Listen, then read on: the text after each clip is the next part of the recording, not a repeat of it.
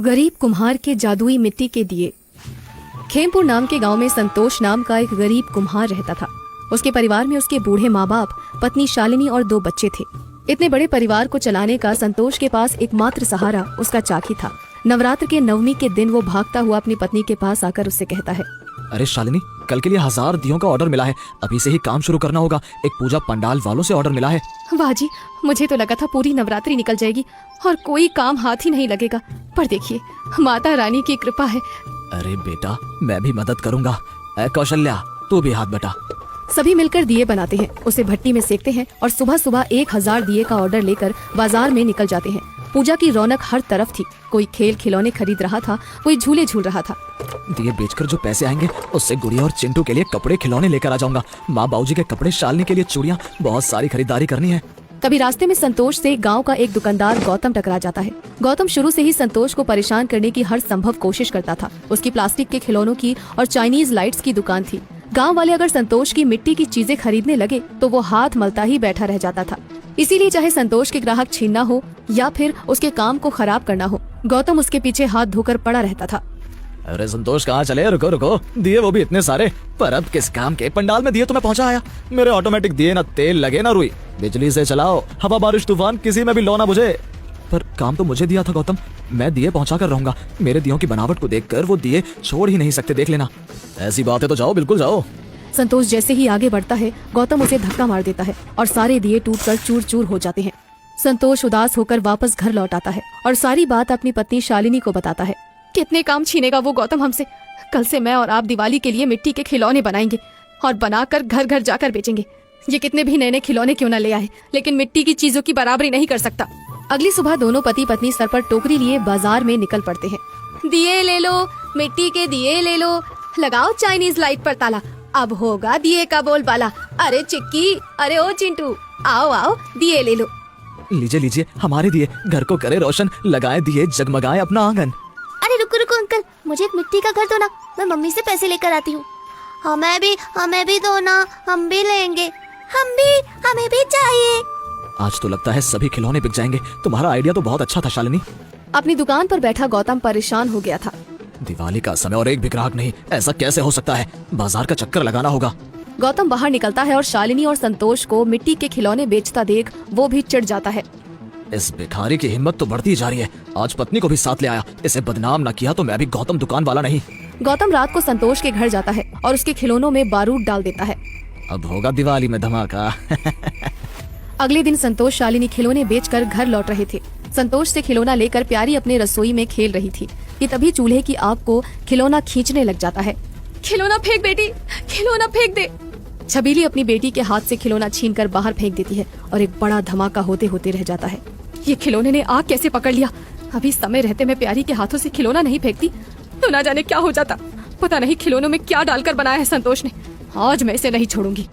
पूरा गांव शालिनी के घर पर धावा बोल देता है। ये क्या सुना मैंने? खिलौने ने आग पकड़ ली है। राम राम राम, खिलौने में बारूद डाला था क्या संतोष ने? क्यों लेते हो इस आदमी से सामान? अब नहीं लेगा कोई संतोष का सामान, और किसी ने लिए तो गांव में कुएं से उसे पानी भरने नहीं दिया जाएगा। सभी गांव वाले संतोष के सामान को लेना बंद कर देते हैं। संतोष का हौसला टूट जाता है और वो अपनी चाक को नदी में बहाने निकल जाता है। नदी के किनारे पहुंचकर वो फूट फूट कर रोने लग जाता है। मेरी चाक अब मेरे काम की नहीं, तू अब तू ही मेरी दुश्मन बन गई। संतोष चाक को नदी में बहा देता है। तभी अचानक तेज बारिश शुरू हो जाती है। संतोष पेड़ के नीचे भागकर खुद को बारिश से बचाता है। शाम ढल जाती है और अचानक चाक नदी से खुद बाहर निकल कर आ जाता है। चाक से एक तेज रोशनी निकलती है। अंधेरे में चाक खुद ब खुद चलने लग जाता है और एक औरत बनकर तैयार हो जाती है। ये चाक अपने आप कैसे चल रही है? कैसे?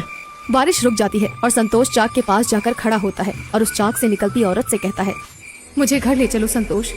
मैं प्रेरणा, गांव की पुरानी कुम्हारिन। मेरे पति को मारा गया था, मुझे अपना बदला लेना है, मुझे ले चलो। ये चाक जादुई दिए बनाएगा तो गरीब लोगों के घर में उजाला होगा और गौतम के दोस्तों के घर अंधेरा करेगा। अब सब बदल जाएगा। इस दिए को अपने घर ले चलो संतोष। संतोष चाक उठाकर घर आ जाता है और अपने कमरे में सो जाता है। रात भर चाक खुद ब खुद चलती रहती है और पूरा कमरा दियों से भर जाता है। हे जी, इतने सारे दिए, पर इन दियों का हम करेंगे क्या? कौन खरीदेगा हमसे अब दिए? फेंक दीजिए इन दियों को, कोई नया काम शुरू करते हैं जी। ये कहकर शालिनी घर के दरवाजे से बाहर निकलती है और क्या देखती है कि पूरा गांव उसके घर के बाहर दिए खरीदने के लिए खड़ा है।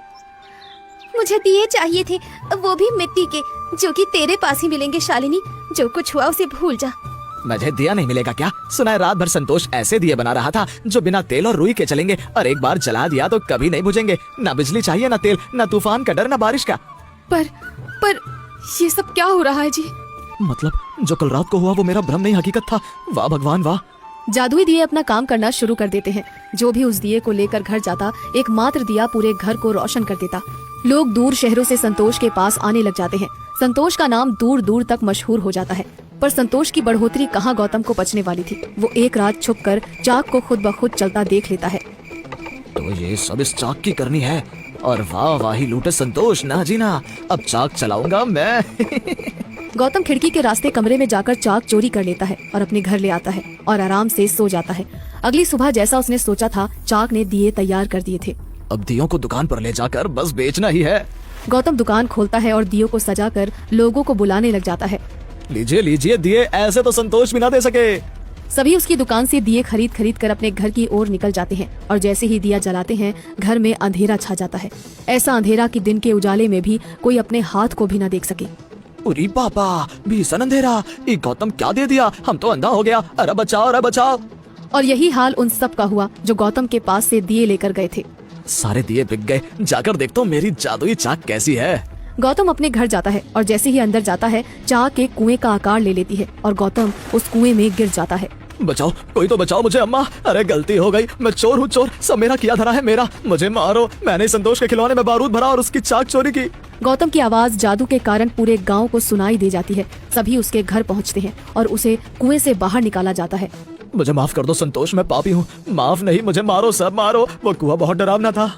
मैंने तुम्हें माफ किया, पर तुम प्रेरणा के गुनहगार हो, मेरे नहीं। उसी प्रेरणा के जिसके पति को तुमने मारा था, उसी सदमे में प्रेरणा भी चल बसी। मुझे माफ कर दो। तुम अपनी सजा भुगत चुके हो। अब मुझे कोई शिकायत नहीं तुमसे। मैं आजाद हूँ। प्रेरणा का मकसद पूरा हुआ। इस जादुई चाक की मुझे जरूरत नहीं है। मैं खुद की कला पर विश्वास करता हूँ। संतोष वापस उस नदी के पास जाता है और जादुई चाक को बहाकर बदले में वापस अपनी चाक लाकर मेहनत से कमाकर खाने लग जाता है।